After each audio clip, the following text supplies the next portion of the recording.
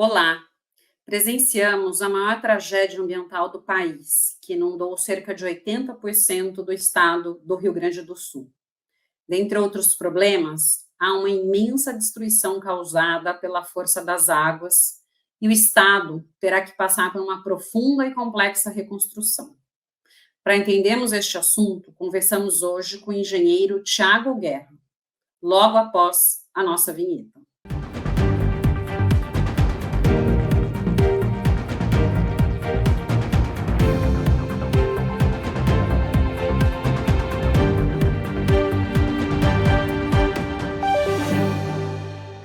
No programa de hoje, vamos conversar com Tiago Guerra, que é engenheiro, professor e empresário.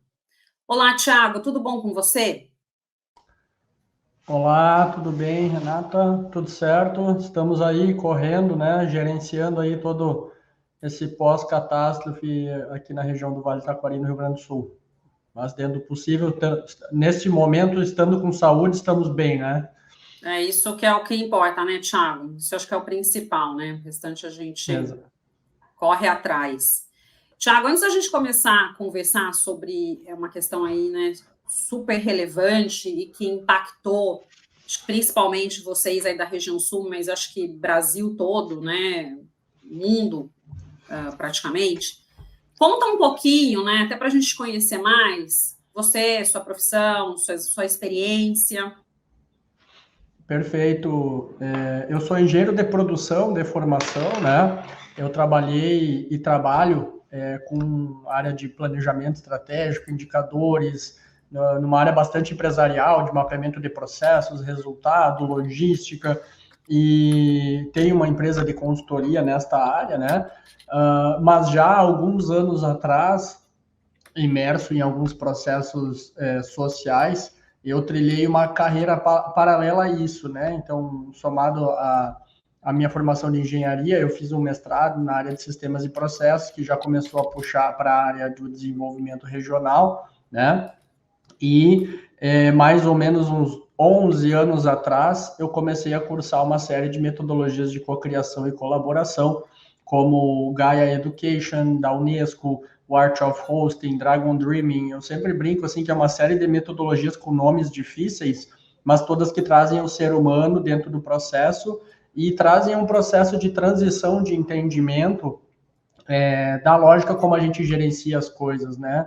Nós temos modelos egocêntricos, onde o ser humano sempre é centrado numa lógica de estar superior a toda a cadeia, e esses modelos de cocriação e colaboração, eles já trazem uma perspectiva mais sistêmica, né? Fiz um curso de visão sistêmica também com o Capra, que traz muito esse entendimento de que o ser humano é uma espécie dentro de todas as espécies que existem no planeta, e a gente precisa trabalhar de forma equilibrada, dando atenção a todas elas para não causar nenhum dano aí, nenhum problema maior dentro do nosso ecossistema, né? Então tem uma formação quase que paralela, assim, né? Essa formação bem de engenharia de exatas, que eu gosto muito, trabalho muito até hoje, né? Atualmente também sou diretor da Agência de Desenvolvimento e Inovação Local aqui, e essa formação que traz muito uma lógica mais humanística também, né? De pensar o ser humano e das instituições a serviço das necessidades do ser humano. E que, na verdade, uma formação acaba complementando a outra, né? Eu acho que, principalmente quando a gente fala aí das questões de mudanças climáticas, meio ambiente de uma maneira geral, essas formações elas precisam se complementar. Né? Não é mais só uma caixinha, né? Caixinha da engenharia, só a caixinha do direito, mas sim são várias caixas aí que precisam se comunicar até para a gente trazer um equilíbrio para essa intervenção humana no meio ambiente, né, Thiago? Exato. E aproveitando, né, eu acho que a gente presenciou aí no Rio Grande do Sul algo que foi inesperado. Realmente, acho que, por mais que se falavam das chuvas, por mais que a gente sabia que tinha uma onda de calor aqui no Sudeste, impedindo até que essas chuvas viessem para cá e se concentrando lá, né, o que foi causado, a consequência disso, a gente pode falar que foram só fortes chuvas ou houve algum outro fator que colaborou, né, para o desastre que a gente tem visto que aconteceu conta um pouquinho, né, no seu ponto de vista, se realmente a gente pode falar que é um evento aí extremo, né, fora dos padrões que já ocorreram.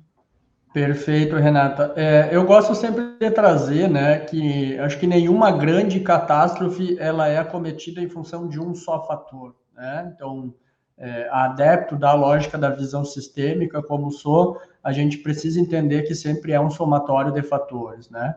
É evidente que o quase 800 milímetros de chuva que a gente teve em uma semana talvez seja o principal fator de todo o alagamento, mas não é ele sozinho que vai gerar todo o dano e toda a tragédia que a gente teve, né? Então, aqui no Vale do Taquari, especificamente, que dentro do estado do Rio Grande do Sul, eu entendo que foi a região onde houve o maior desastre em uma lógica do rio criar regiões chamadas regiões de arrasto, né? Que é onde o rio passa e arranca as casas. Então, nós tivemos bairros inteiros que foram levados embora. Toda uma lógica, então, das condições geográficas aqui da região, elas favorecem isso, né? A questão de sermos um vale, termos o Rio Taquari aqui, e esse somatório de fatores, o somatório das enchentes que a gente vem tendo ao longo dos anos, né? Nos trouxeram muitas perspectivas negativas que culminaram nessa grande cheia aí agora, desse início de maio. Entretanto, trazendo um viés positivo de uma tragédia, né? Aqui se comenta muito que em setembro do ano passado nós tivemos a maior cheia da história registrada aqui na região, né? Esta de agora, ela foi 4 metros a mais do que a de setembro, que tinha sido a maior, né? Então é algo sem precedentes, assim. Mas o que a gente comenta aqui é que, graças a essa de setembro, o pessoal realmente teve medo dos anúncios que estavam sendo feitos e saíram de suas casas. Então, a gente entende que se protegeu muitas vidas em função da tragédia anterior, né? Então, uma coisa complexa aí, mas conseguimos salvar muitas vidas em função do receio que o pessoal entendeu de que realmente algo diferente está acontecendo, ou que era muito tempo, né? Que nunca acontecia, muito tempo, numa lógica de mais de 150 anos, que é o que se tem registro histórico, certo? Então, as pessoas realmente compreendem agora que a gente vive um momento diferente, né? Então, é uma situação nova a ser vivenciada aí.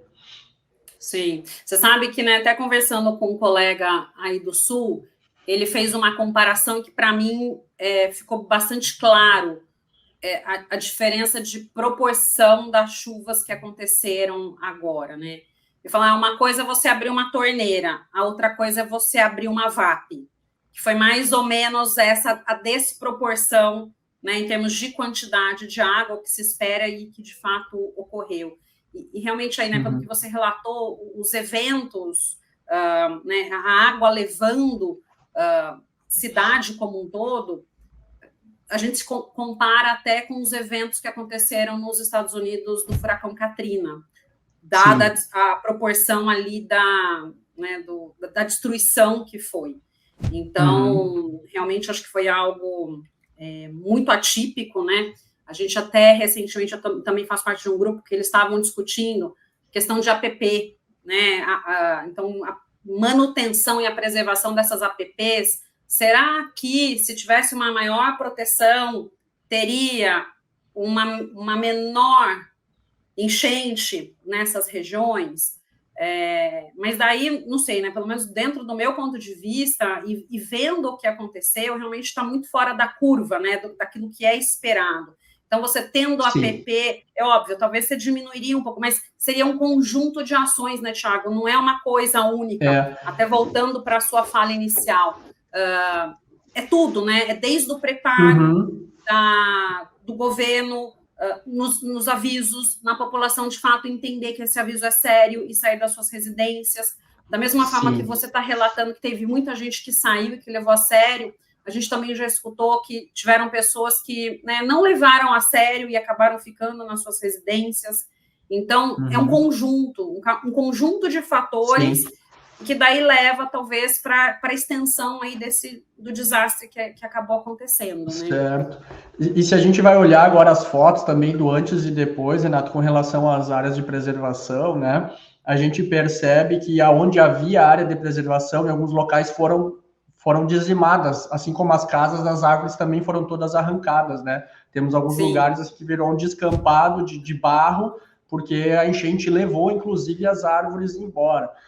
O que a gente pode entender, que talvez a questão principal dessas áreas de preservação seria a lógica de atingir menos casas, se essas residências e não houvesse a cidade formada muito próxima do rio. Mas aí é importante considerar, Renato, um aspecto cultural aqui da região, né? Nós somos uma região aqui de imigrantes alemães e italianos que vieram para cá e acabaram se posicionando naquela época próximo ao rio, né? Que era a fonte onde tinha água. Então, foi bastante natural esse crescimento do Vale do Taquari em volta dos rios e arroios aqui da região, né? Então, não foi o inverso, uma invasão do crescimento da cidade para cima do rio. Não, as cidades, as vilas, elas se formataram muito próximo do rio, né?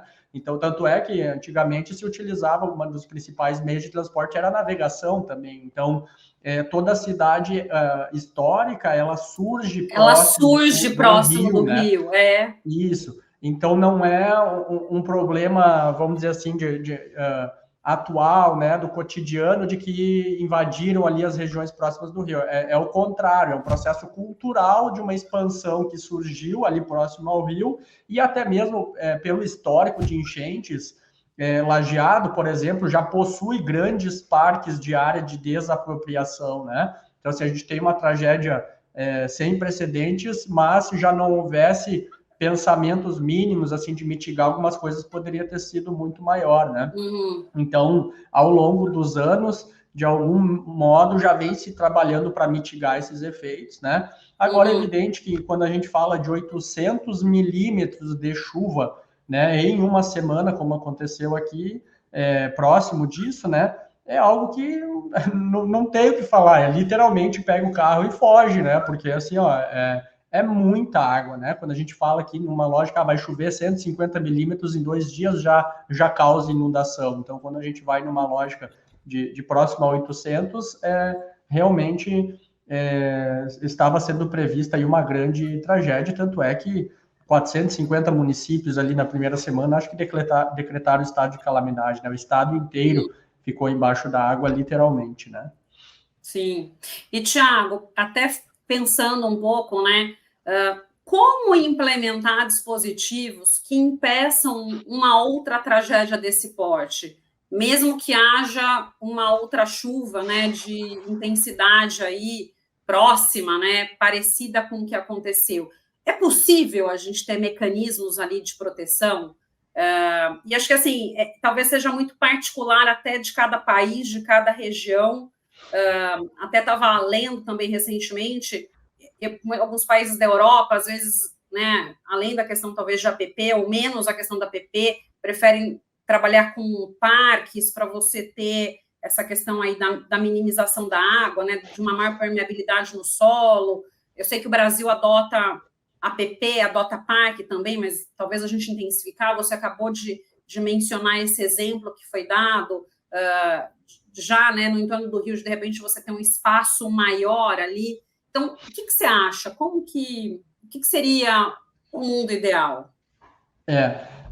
Para nós aqui no Vale do Taquari, a condição de vale nos dá uma característica geográfica bastante distinta e complexa de ser administrada, né? Porque você, sendo vale, não tem muito o que fazer. Quando a água vem e emboca nesse canal do vale, que é montanhas dos dois lados, né?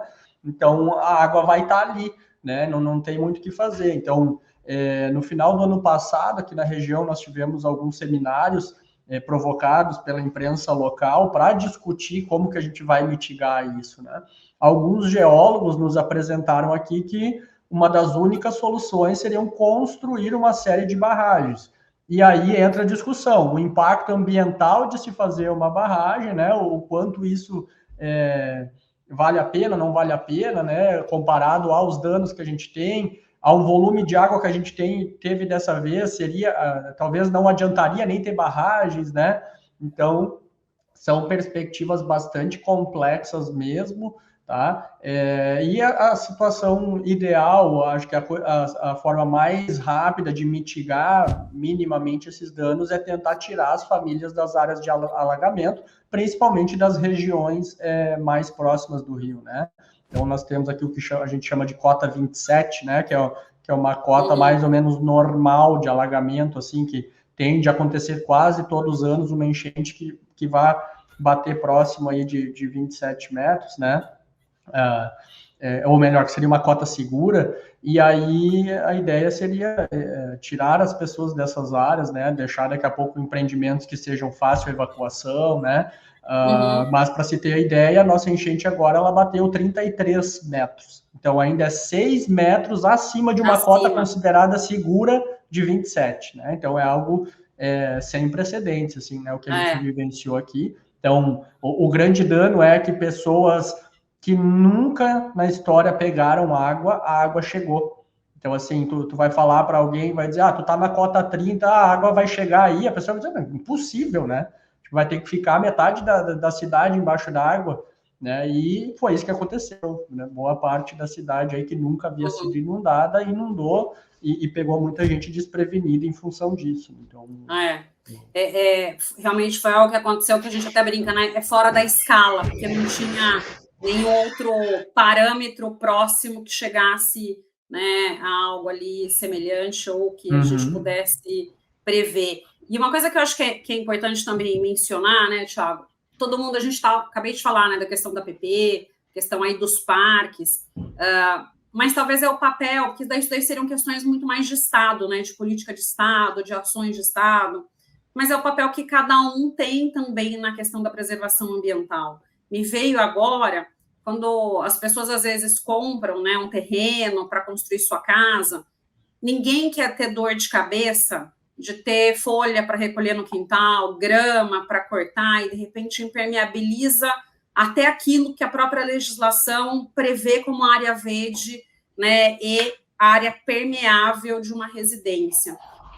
O pessoal simplesmente ignora isso, né, concreta em volta da casa inteira para ter o menor trabalho.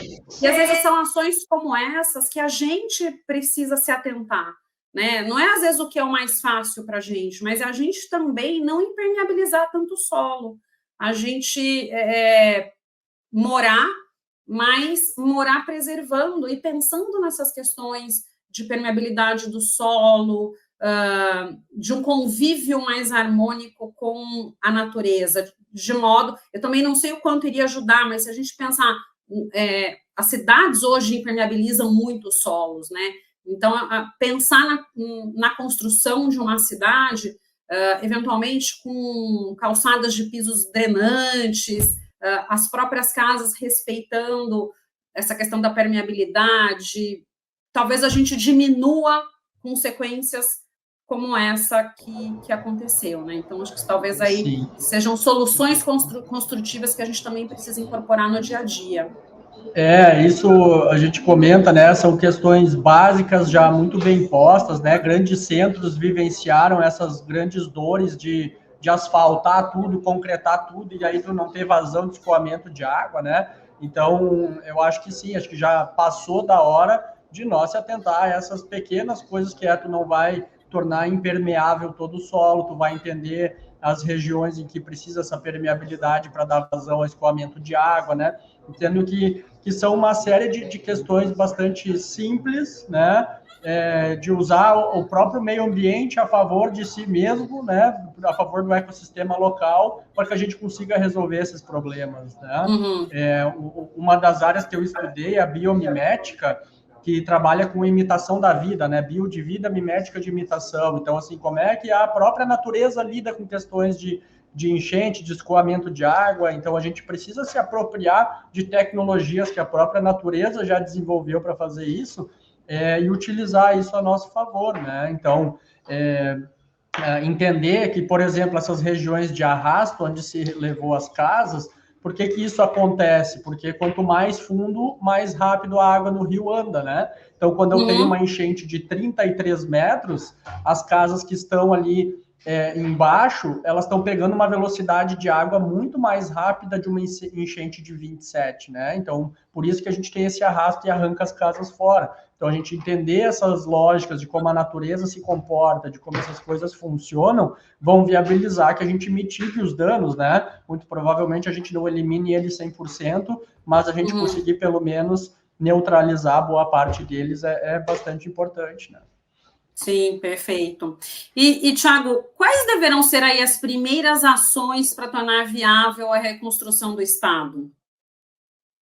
Bom, o primeiro grande desafio, acho que não dá para dizer qual é o primeiro, né? São muitos emergenciais, mas acho que talvez as principais dores hoje estão na questão logística, né? Nós tivemos, se eu não me engano, em torno de 25 pontes de vias estaduais que foram comprometidas, né? Fora as dezenas de pontes municipais. Então, nós, só aqui no Vale do Taquari, né? Temos a ligação aqui entre Lajeado e Arroio do Meio, que a ponte foi embora, então, que estão atravessando uma passadeira do Exército, que inviabiliza a logística, e isso gera um dano muito grande em uma lógica de inviabilizar os negócios que não foram atingidos pelas cheias, né? Mas não conseguem mais distribuir, entregar, o alimento é mais difícil de chegar, gera aumento de custo de frete, vai aumentar o preço do produto lá na ponta, né? Então tem todo esse problema de atendimento às necessidades básicas da população, e o principal talvez seja a questão habitacional, né? Então antes, vamos chamar assim, numa cheia normal, a água subia, descia, né? Nós tínhamos perdas de móveis, mas era só limpar a casa e se reconstruía, se conseguia voltar a habitar essa casa e estava resolvido, né? Agora nós temos centenas de casas que foram levadas embora, e que essas pessoas, o rio baixou e elas não têm para onde voltar, né? Então, esse é um grande problema aí a ser resolvido, e eu, particularmente, junto à Agência de Desenvolvimento e Inovação, estou à frente de um projeto aí para viabilizar de forma bem rápida a reconstrução das casas, né? Então, já estamos encontrando modelos construtivos de que em 2, 3 dias consegue deixar uma casa pronta para que a gente consiga mitigar esse déficit habitacional aí o mais rápido possível. E falando nesses projetos, Thiago, conta aqui o que é esse projeto Uma Casa por Dia e como ele vai, né, ajudar aí na questão da reconstrução no Sul. Certo. O projeto Uma Casa por Dia, ele foi idealizado, então, pela chamada quádrupla hélice, né? Lajeado tem um ecossistema de inovação muito forte, que é o Promove Lajeado, premiado nacionalmente já pela CNI por 2 vezes, tá? E o que é essa quádrupla hélice? É o poder público, a iniciativa privada, a Univates, a Universidade do Vale do Taquari e a sociedade civil organizada trabalhando junto, né? Então, eu sou o diretor dessa agência que tem um conselho representativo para essas 4 esferas. Então, a gente consegue ter autonomia e, de forma rápida, conseguir atender necessidades da população. Então, passado esse primeiro esforço de ajuda humanitária e de resgate das pessoas na primeira semana de enchente, a gente pensou o que a gente pode fazer e precisa fazer para atender a nossa comunidade, né? E logo surgiu a questão habitacional como principal pauta. A partir disso, a gente idealizou um projeto onde o poder público cederá as áreas e nós captaremos recursos privados para a construção dessas residências, né? Então, a gente não quer aqui substituir programas públicos habitacionais, mas a gente entende que esses programas têm um tempo a serem gerados e postos em prática, né? Então, a gente, através disso, conseguiu organizar tudo de uma forma bem rápida. A gente pretende, nos próximos 10 dias, aí já começar a estar com casas encaminhadas, certo? Então, uniu a vontade da iniciativa privada e do poder público, somado a isso, a nossa característica de ser uma agência de inovação. Nós trouxemos aspectos de inovação social para dentro desse projeto também. Em qual ordem? A família que receber essa residência, ela vai receber a posse dessa residência, né? Ou seja, ela pode habitar aquele lar, mas ela ainda não tem a propriedade, então eu não posso vender, eu não posso me desfazer dessa residência, né?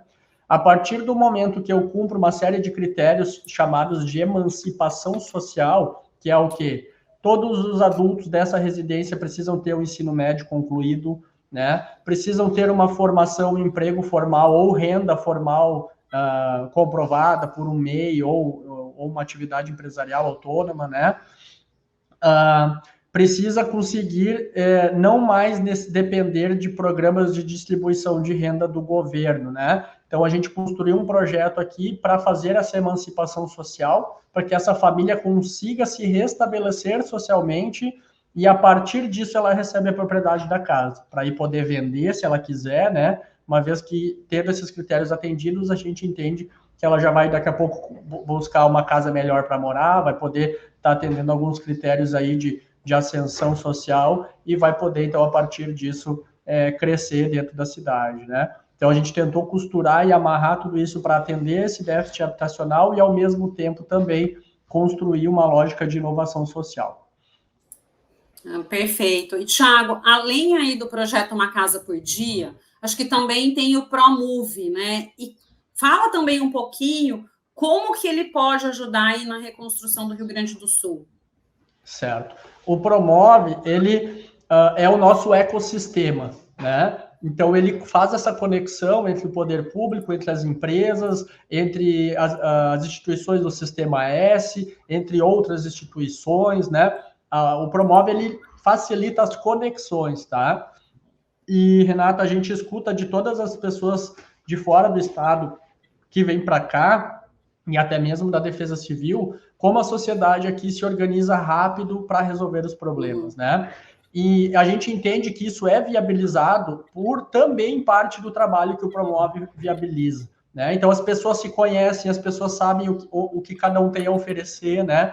Tanto é que, enquanto a Defesa Civil ainda estava focada em resgate, né, e precisava fazer esses resgates na primeira semana da catástrofe, a sociedade civil organizada, junto com empresários, já estava organizada com helicópteros levando mantimentos a comunidades isoladas, né? Então, assim, de forma muito rápida se entende quais são as dificuldades, quem não está conseguindo atender alguma coisa, alguém já monta alguma estrutura para atender. Então, é um ecossistema que efetivamente se complementa e um vai atuando nas áreas que o outro não está conseguindo atender, entende? Então, ter um ecossistema de inovação posto na cidade, ele viabiliza com que essas conexões aconteçam de forma rápida, né, e que se consiga atender várias frentes, né? Nessa lógica, algumas pessoas até reclamavam, né, no bom sentido, dizer assim, pô, tem muitas campanhas de muitas coisas, em vez de ter uma campanha só centralizada para ser mais forte.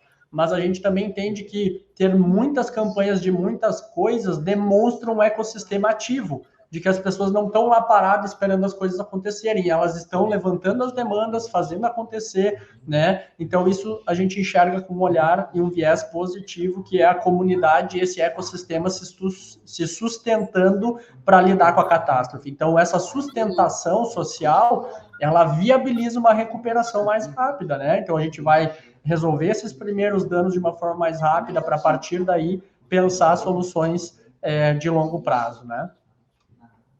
Tá, na verdade, assim, a gente vê muito, né, essa solidariedade, mas essa teia que foi formada pela população, e, de fato, a população, muitas vezes, até à frente do serviço do Estado, né? Então, acho que são ações aí complementares, acho que não dá para a gente descartar nenhuma ação, nenhuma medida, até por conta da proporção que foi o evento, né? Não foi uma coisa simples, pontual, mas foi de grande impacto numa grande parte aí da região. Então, não dá para falar que, né, só o Estado conseguiria, ou só a população civil, não. Na verdade, é um somatório aí de esforços, mas a gente vê realmente, né, essa atuação muito rápida, muito proativa, da população tomando a frente no primeiro momento. Então, e talvez isso tenha sido fundamental, né, Thiago, até para salvar vidas, você começar, de fato, essa estrutura, e que hoje a gente tem um apoio muito maior, né? Então... Se a gente for ver os registros, Renata, sem dúvida, a sociedade civil, ela talvez resgatou muito mais gente que o poder público em um primeiro momento, né? Mas isso não quer dizer que o poder público não estava resgatando, né? Isso demonstra, de novo, uma sociedade saudável em que, frente a um desafio, já se coloca de forma proativa Sim. a resolver os danos, né? Então, aquele pescador, aquele cara que tem um barco, ele já vai ali pegar aquele barco, começar a resgatar pessoas, e a partir do momento que a coisa toma uma série de proporções, né? Maiores, ele não consegue mais resgatar, e aí já está ali uma equipe de resgate aéreo, né, o corpo de bombeiros, muito efetivo, fazendo seus resgates. Então, não dá para entrar nessa lógica de discussão de que o poder público não faz nada, ou coisas nesse sentido, né? São coisas distintas. Sim. E o poder público fazer ou não fazer não elimina a questão da sociedade também fazer, né? De novo, uma sociedade saudável, ela vai ser proativa frente aos desafios. Né? Então, que bom que a gente está vendo todo esse movimento social e todas as pessoas se movendo para isso. Se nós pegarmos aqui, né, estou em Lajeado, então estou mais próximo aqui, posso falar, você vai ir num abrigo, você vai ver servidores de secretarias que não tem nada a ver com assistência social lá trabalhando no abrigo. Né? Então, a gente também vê uma comoção dentro dos servidores públicos para se organizarem, para prestar atendimento, para fazer uma carga horária de segunda a segunda lá, né? Então, a gente vê essa organização também dentro dos setores públicos, né? E aí, evidente, né, que em toda a sociedade vai ter casos mais complexos aí, de problemas, de alguém que não consegue, não fala de uma forma tão legal e tem um comportamento não tão bacana, que também é muito comum numa situação de catástrofe dessas, né, Renata? Então, assim, cada um lida de uma forma numa situação dessas, né? Então, eu, particularmente, aqui o Vale do Taquari é muito pequeno, a gente conhece muitas pessoas, né? Então, a gente estava atuando ali e a cada minuto a gente recebia mensagem de alguém conhecido dizendo: meu pai está lá preso, por favor, ajuda a levar resgate, né? Então, assim, é uma carga emocional muito grande. E tem gente que acaba, né, reagindo a isso de uma forma com raiva, com uma série de questões mais negativas, e outros conseguem lidar disso de uma forma positiva, sim, encontrando motivação e força para trabalhar mais, né? Então, assim, a gente fala assim, principalmente 10, 15 dias após a catástrofe, os ânimos ficam à flor da pele, né? Então, tu tem um desgaste emocional muito grande. Então, às vezes, tu vai falar com o servidor público, o cara tá lá 14 dias sem tirar o final de semana, né, se alimentando mal, e aí ele xinga alguém que está atendendo lá, que são 500 pessoas que ele já atendeu, e ele xinga alguém sem querer lá, né? E naquele momento alguém estava filmando, e daí já vira toda uma questão. Mas ninguém lembra que tem um ser humano ali, que também deve ter algum familiar que foi atingido pela cheia, né? Então, de novo, são sempre cenários muito complexos para nós querermos olhar o vídeo no Instagram, no Twitter ou qualquer lugar, né, para julgar as pessoas a partir de um pequeno vídeo de 10 segundos de um cenário de quase 30 dias de catástrofe aí, de pós-catástrofe que a gente está vivendo, né? Então a gente precisa ter uma série de cuidados com esses julgamentos aí, porque realmente não é fácil para ninguém que está imerso nessa situação, né? Eu acho que você colocou um ponto e é fato, né? Acho que só quem passa pelo evento, né, pelo desastre, sabe exatamente a dor que foi, e às vezes, por mais que você preveja que você vai ter uma reação, não é a reação que você tenha, né? Porque cada um reage num momento assim de estresse extremo, né, de forma diferente. Então, também não dá nem para cobrar que deveria ter determinada ação que não deveria. E é o que você falou, às vezes as pessoas que estão ali, ninguém sabe, né, os calos que apertam as pessoas que estão ali no dia a dia. Então, de repente, o que deixou para trás, o que também foi afetado, o que foi atingido, às vezes não é de forma direta, ou só de ver tudo aquilo, é uma pressão muito grande, né? Acho que só, às vezes, de vivenciar e ter a escuta também, ainda que seja passiva, mas chega um momento que não é fácil para ninguém. Então, eu acho que é respeitar também, cada um tem seu momento, cada um tem seu tempo, tem seu tempo de digerir a situação e de enfrentar essa situação, né? Então, realmente não é... Acho que só quem passa mesmo por situações como essa é que tem condições de falar né, a dor que fica, a dificuldade que enfrenta. Então, realmente é complicado, né? E não, infelizmente, realmente não dá para a gente julgar. A gente tenta fazer análises, mas não é o correto, né? A gente... Isso. Né, quanto menos julgar e realmente tentar arregaçar as mangas de alguma forma para auxiliar naquilo que foi possível, né? A questão emocional realmente é bastante forte, assim, né? Porque até mesmo as pessoas que não perderam suas casas, mas tu vê a tua cidade, né? Os lugares da qual tu cresceu, né? Que tu brincava, né? Os parques, de novo, são normalmente os lugares que já são colocados em áreas de alagamento para não ter residência ali. Aí tu vê todos esses espaços com tantas memórias afetivas positivas, né? E tu vê aquele mar de lodo agora, né? Eu chego a me emocionar só de pensar, assim, porque realmente é um impacto muito forte, sabe? Então, não tem como julgar como cada um lida, né? Então, sim. Eu também, em algum momento, né, alguns dias, a minha esposa pegou e falou, não, vai para casa. Né, ela via que qualquer situação que aparecia, eu já lidava de uma forma mais áspera, assim, já tipo, esgotado de paciência. Ela disse, não, vai para casa respirar, descansar, que já deu por enquanto, né? De estar quase 20 dias direto, correndo de um lado para o outro, sem fim de semana, né?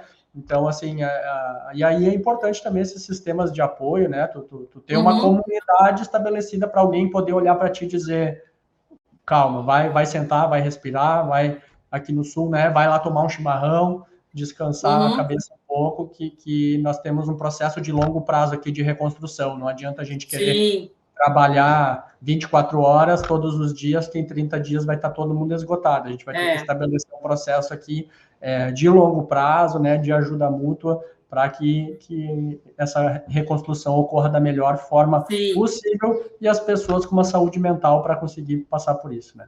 Sim, não, com certeza. E aproveitando essa questão, né, desastre, reconstrução, que você teria para acrescentar, Thiago? Qual que é a previsão aí de uma reconstrução aí para as cidades? Então, são muitas incógnitas ainda, em função das experiências de setembro do ano passado, as pessoas ainda estão meio assim, vai vir recurso do governo, não vai vir, né? O quanto virá. Então, assim, as cidades mais atingidas, como Mussum, Roca Salles, os bairros inteiros aqui da região baixa também, vamos realocar essas cidades, como é que se dá isso, quem é que banca isso, né? Então, em função do tamanho da catástrofe, se tem muitas dúvidas ainda de como se dá o processo legal disso também, né? Nas cidades pequenas que não tem muita estrutura, por exemplo, eu falava com um pequeno município aqui do lado, e a prefeitura me comentou, a gente não tem nem assistência social no município, porque ninguém na cidade de 2.000 habitantes precisou alguma vez de assistência social. E agora nós temos 30% da população que foi atingida pela enchente. Então, a gente precisa aprender a estruturar uma assistência social aqui, né? Então, e aí, de novo, né? Claro que comunidades pequenas são mais resilientes e têm um apoio mútuo muito forte, né? Mas existem questões legais que essa prefeitura talvez não tenha expertise, né? Desde a decretar lá a calamidade até como ter toda a questão legal adequada para receber os benefícios do governo, né? Então, tem várias frentes de trabalho aqui para auxiliar nessa lógica. Então, a reconstrução, ela está se dando de formas diversas, né? E cada secretaria de Estado, vamos dizer assim, olhando para a sua parte, né? Eu participei de reunião já com a Secretaria de Desenvolvimento Econômico, que está pensando em como a gente vai viabilizar a logística, como é que vai dar um apoio para que as empresas consigam ser resilientes, né, e terem fluxo de caixa para suportar aí 4, 5, 6 meses com faturamento muito abaixo do que estava previsto, sem precisar demitir pessoas, porque também é importante a questão da manutenção dos empregos. Por outro lado, a construção das cidades, a assistência social, como é que se dá isso, a retomada de serviços básicos, porque a gente tem bairros que ainda não conseguiu ter acesso à água e à luz ainda, né? Temos as comunidades em isolamento, então são muitas frentes de trabalho e por isso que toda ajuda tem sido bem-vinda, né? E para entender, Renato, a complexidade de toda a situação, tem hoje a situação aqui no Vale do Taquari, né? E digo novo, não estou falando do estado, estou falando do Vale do Taquari, nós temos uma situação que é o excesso de doação de água e roupas. que num primeiro momento era muito importante, porque as pessoas não tinham o que tomar, né? Teve comunidades aí mais de 10, 15 dias sem água, e tem aquelas que ainda não tem hoje, né? E aí vem um monte de doações de água, felizmente a gente consegue abastecer, as comunidades vão tendo um restabelecimento de água, e agora a gente tem depósitos cheios de água, e a gente tem que fazer uma logística para levar essa água para regiões menos afetadas, né? Ou melhor, que ainda não menos afetadas, mas que ainda necessitam de água, como a região metropolitana, né? Então, a região metropolitana teve enchente pós aqui o Vale do Taquari. Então, hoje a gente presta assistência para eles, né?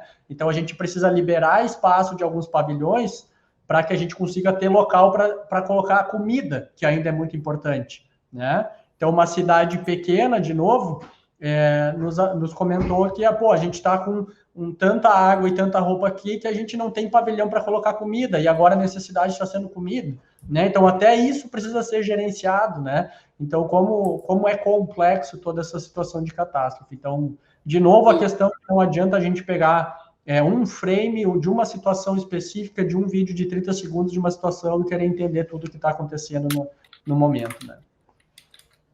Sim, não, com certeza. Tiago, para a gente, né, finalizar aqui a nossa conversa, que mensagem você deixa para a nossa audiência? A mensagem acaba sendo o que a gente vivencia aqui, e principalmente nas primeiras semanas pós-catástrofe, né? Enquanto nós tivermos uns aos outros, tá tudo certo, né? Então, os problemas, as pontes a gente reconstrói, né? As questões econômicas a gente vai dar uma volta, mas tendo uns aos outros na nossa questão social, é isso que efetivamente importa, né? A gente poder estar com a nossa família, estar com a nossa comunidade, estar com a nossa sociedade, é realmente o que faz sentido na nossa vida, né? E às vezes a gente se perde aí em questões de consumo, de minhas coisas, né? Nos bens materiais, mas vivenciando aqui, e eu semana passada, Renata, estava com o grupo de resgate, de resgate aéreo de alguns médicos de São Paulo, junto a uma série de pilotos de Corumbá, né? E todos nós juntos, sentados à noite, comendo marmita lá, e a gente falando o quanto esse espírito de fraternidade nos alimenta e nos une, né? No meio daquele caos, a gente teve uma hora que a gente sentou e comeu junto, e deu para dar umas risadas, deu para trocar ideias, deu para chorar também, dos médicos contando o que vivenciaram ao longo do dia, né?